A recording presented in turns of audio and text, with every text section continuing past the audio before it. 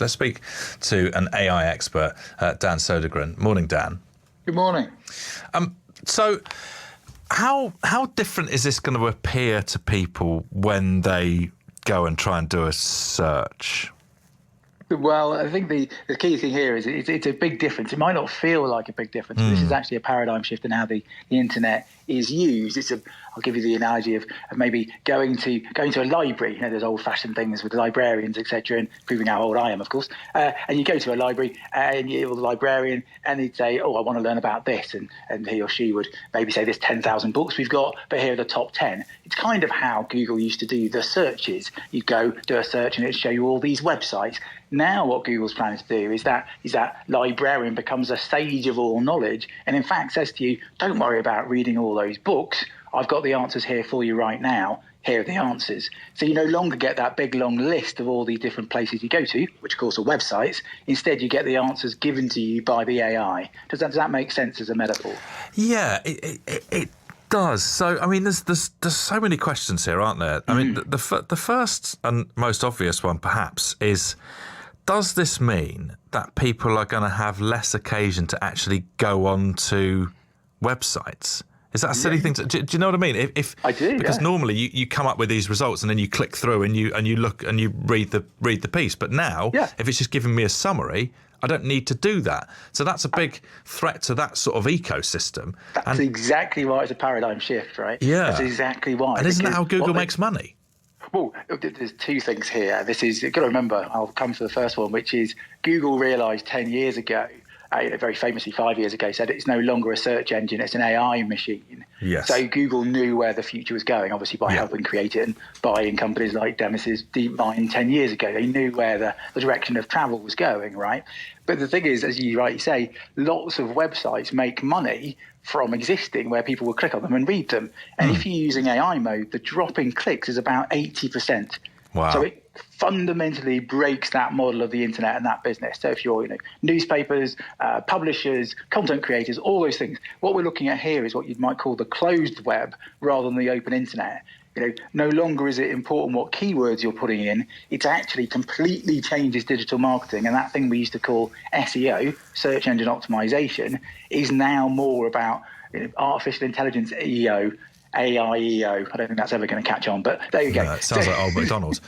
Yeah, absolutely, doesn't it? I don't think it'll ever catch on. So it's that conversational marketing now, and what Google's very cleverly doing is seeing how much its own web traffic has gone down because people are using ChatGPT and other things, and so it's gone, actually, we're going to jump ahead of the game here, and you are going to go into our browser, you're going to use Google like you use ChatGPT, but we're going to keep all the traffic. Does that kind of make sense? Yeah, and then so the money that Google was making, presumably from directing people to websites, how do they then replace? How do they get their money in still? Because this was quite a big change in sort of business model. It's just huge, right? So I couldn't tell you exactly how Google's going to make the money, but I'm sure they'll be okay. They're $1 trillion business. Imagine they've figured it out, yeah. They most probably figured it out with data and stuff. They're quite good at that kind of thing. But without being silly about it, it's actually much cleverer because you think, let's say the AI bot knows a bit about you. So let's say because it's read through your Gmail and looks at your calendar and does all these things, which it can do because it's part of the Gmail or the Google experience, it will know so much about you that it can give you a hyper-personalized experience through what you're searching for. Now, there's an opportunity here, of course, for Google to make an awful lot more money. Because you think about it like a almost concierge style. You say to it, "Oh, I'm thinking about going on holiday," and the AI bot goes, "Well, we know when you could go on holiday because we've looked at your calendar. We know you've been thinking about going to Italy. We know you've got family members with birthdays at this time," and it could organise the whole holiday, the whole thing for you, and then get paid. Pay-per-click, as it used to be called, but you wouldn't have to worry about clicking into the websites. It would get paid by those websites or those service providers for the whole experience. So there's a huge amount of money that Google can make from this, and exactly why they're doing it. There's also some pretty cool, freaky stuff it can start doing because it's what they call multimodal. You can start putting images in. It means that you can now start doing things in e-commerce where you virtually try on different clothes, because the generative AI will say, "Oh, this is what you'd look like in that suit. This is what you look like in those, in those shorts," and it can do it with you as the model. And so it's a huge thing that Google can now do. You never go to those websites to buy the things. It's the Google links that Google gets paid from, and that's why it's so exciting for them.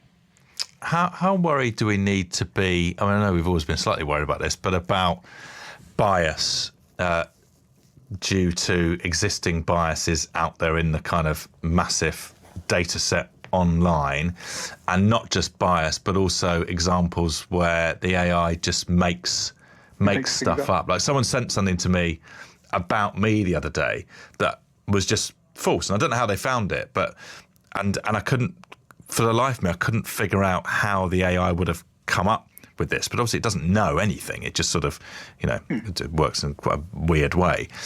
But do we need to be more cautious about the results that we're seeing from an AI sort of search in quote marks?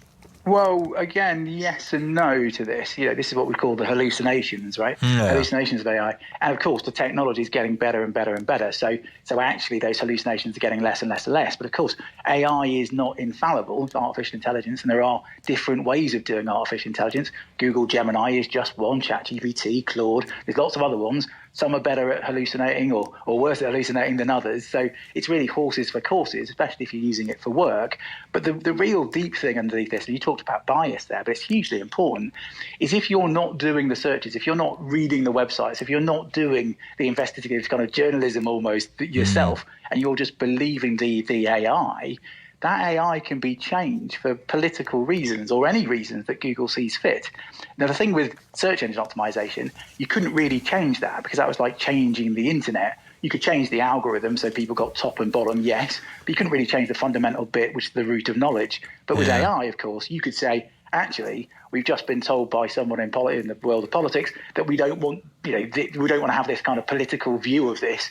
Therefore, we're going to change it. And of course, if you just believe what the AI bot's saying or the Google experience is saying to you, yeah, this is a fundamentally worrying thing for things like democracy and politics, because, of course, it could be seeded in there that they could say all sorts. You've got to do your research, I think. The companies that run this next part of the world will be based in knowledge and AI and the browser experience. And without getting too without worrying people too much, we've got to be really careful from a social point of view, because we don't necessarily want a few companies actually being the fountain of all knowledge and being the gatekeepers to what they consider to be truth. Does that kind of answer your question?